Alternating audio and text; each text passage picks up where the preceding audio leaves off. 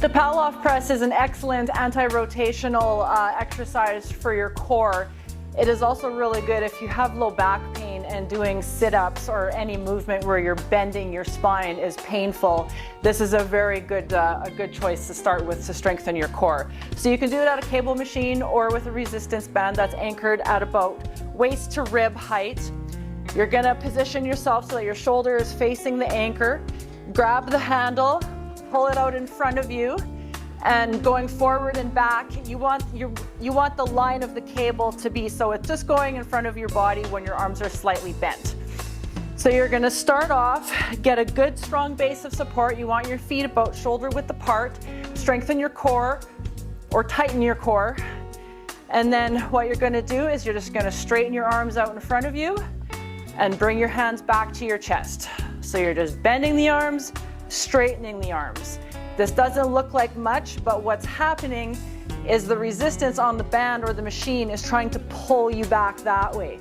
So what you're doing is you're fighting that rotation, and that's activating your obliques throughout this exercise.